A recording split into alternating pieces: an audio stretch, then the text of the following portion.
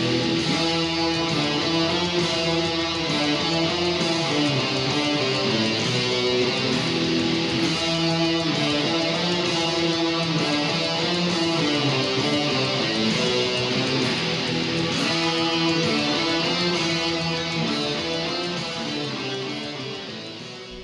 back to the Candlemass Video Chronicles.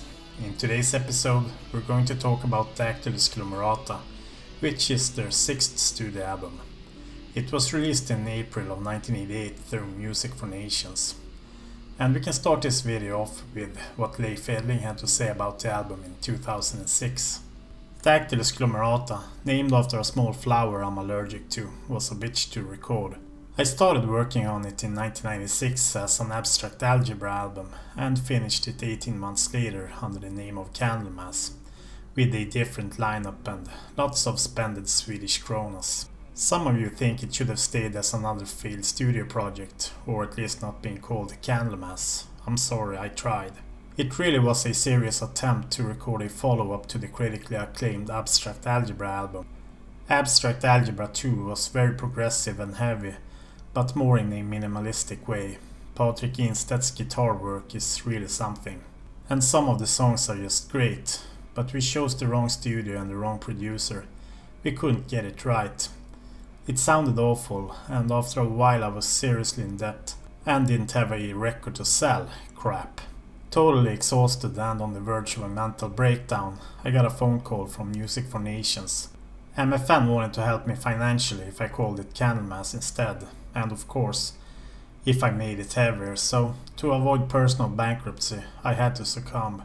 Got the thumbs up from my old Candlemass musketeers Lars Johansson and Mappe Björkman. Made a long distance call to Halmstad, Sweden. In came Mike Amott. Mike had been a fan of Candlemass since the very beginning. He was a member of our fan club even. And loved this idea of playing on a Candlemass album. We got Cartago, I Still See the Black and the heavy version of Wiz on tape, without problems at the National Radio Studio 4. We reworked some of the Abstrakt Algebra 2 songs and created Dactylis Glomerata. It's not super good, it's not bad, but quite cool. I personally think that this album took the traditional concept of Doom at least one step further. It was progressive Doom, or maybe abstract Doom. Stuff that challenges the listener. Now remastered at last, with the two Japanese bonus tracks Container and Thirst. And for the first time, the lost Abstrakt Algebra 2 album. Interesting stuff. The story behind Dactylis Glomerata is quite messy, so I'm going to try to take it from the beginning. Candlemass split up in 1994. Leif Edling then formed Abstrakt Algebra, and they released their self-titled debut album in 1995. Abstrakt Algebra played some sort of experimental progressive metal. Their debut album got some good reviews, but it didn't get the mainstream recognition that Leif had hoped for. Abstrakt Algebra then started working on a second album. They started recording it in the Sunlight studio in the autumn of 1996, with a different lineup this time, with keyboard player Carl Westholm and guitarist Patrik Instedt replacing Mike Weed and Simon Johansson.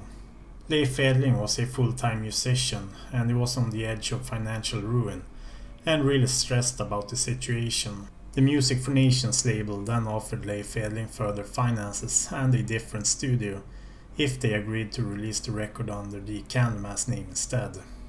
Edling agreed to the conditions and started rearranging the songs, and adapt them so that they could fit better with the heavier sound of Candlemass. Leif also composed a few new songs like I Still See the Black, Molotov and Cartago when it was decided it was going to be a Candlemass album. Leif Edling contacted the old Candlemass crew, but they declined rejoining the band. So instead Leif recruited guitarist Mike Amott, known for his work with Carcass and Arch Enemy. Meanwhile vocalist Mats Levén left to join Yngwie Malmsteen's band. He would become a full member of Candlemass a few years later. Björn Flodqvist was recruited to be the band's new vocalist. Björn was most known for being a singer in the alternative rock band Gone. Edling, Amott, Flodqvist, Instedt, Perkovic and Westholm then re-recorded the songs with the additional songs that Leif Edling had written. The band entered the studio a weekend in May of '97 with some help of some session musicians. These 3 days was actually Mike Amott's only involvement with Candlemass. Mike, who had already made a name for himself in bands such as Carnage, Spiritual Beggars, Carcass, and his newly started Arch Enemy. Overdubs were later added by several different studio musicians until the album was finished in September of '97, amongst them being Europe's drummer Ian Haugland. Overall, the album received positive reviews, but the album was a commercial failure. Canadian rock journalist Martin Popoff praised the trippy, not cheesy production and Björn Flodqvist's vocals, considering the album closer to stoner rock than self-serious doom.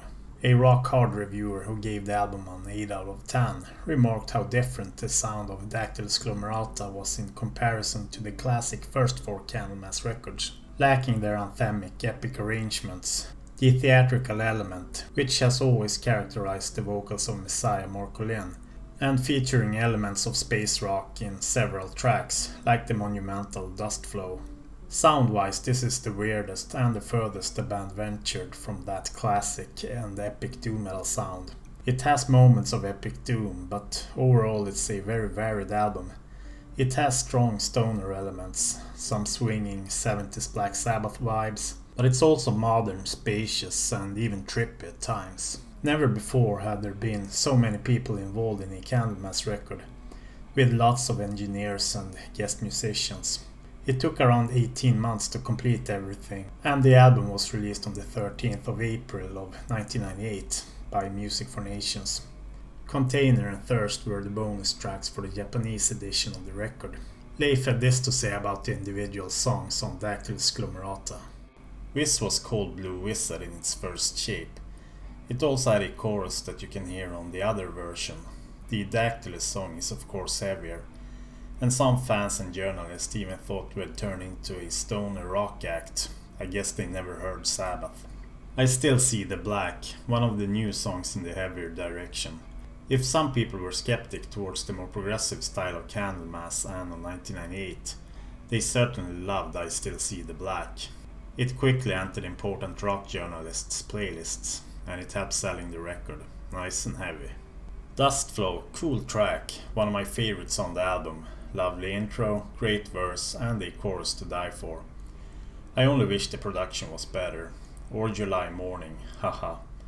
I still remember the evening when Carl Westholm and Måns P. Månsson were dueling on Moog machines, theremin's and synthesizers during the long intro and outro. That was something for both eyes and ears. On the Dactylis version it gets drowned by the guitars during the outro. Cylinder. Always when I hear this, I think of an old Italian movie in black and white where Marcello Mastroianni goes around Italy and looks for his children.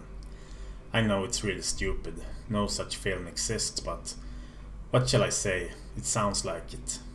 Abstrakt Sun, my favorite on this album, and one of my all-time favorites for me. A shame it didn't receive more attention. Maybe when it's remastered and released now. I have to make sure we play it live with the Crux. I'm not sure which version I like the most. The Abstrakt Algebra 2 one is really cool and a bit more disharmonic, but the Dactylis track is also very impressive.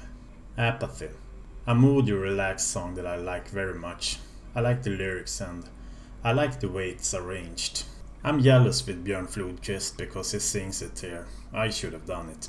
It wouldn't have turned out as good, but what the hell, haha. Fantastic solo by Patrik, and I love the last line of the lyrics. Somewhere there's a one-way street leading to an empty house. Maybe you'll find this town called Apathy. I wait for you there. Little Kane God. Another cool track. Shit, this album ain't so bad after all. Yeyo played great drums here and Björn's vocals are really strong. Not to mention Mike Amott's concrete guitar. He always do good hatchet work, old Mikey. Molotov, a little shorter thing. They don't take much time to do and a small parenthesis here or there create atmosphere, I think. I dig the name too, it's heavy, proud when I think about it. A bit strange that no one named the band Molotov. The artwork was very basic. They used the pierced skull that we've seen before on Epicus Doomicus Metallicus for example, but it has been their mascot even before that on the very first t-shirts that the band pressed. The skull was created by former drummer Mats Ekström's dad. The logo also looks different from all previous Candlemass albums. I would have preferred the more classic Old English font, but okay. And nobody has been credited for this artwork. In 2006, Dactylis Glomerata was re-released by Peaceville Records.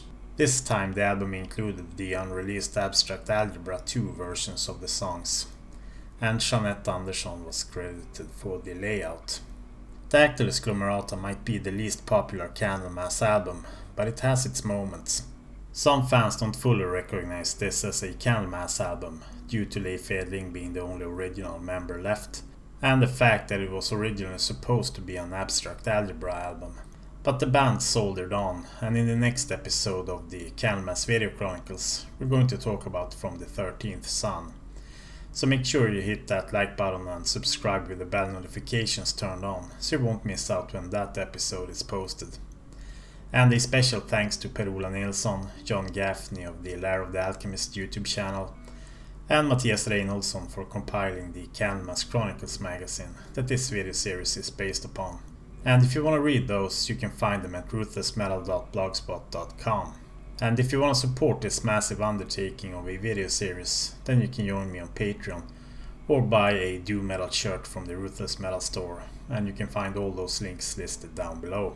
So thanks to my Patreon supporters, aka the Doom Dancers of the Apocalypse. And that's all for now, so I hope I see you in the next episode of the Candlemass Video Chronicles, where we talk about From the 13th Sun. Cheers.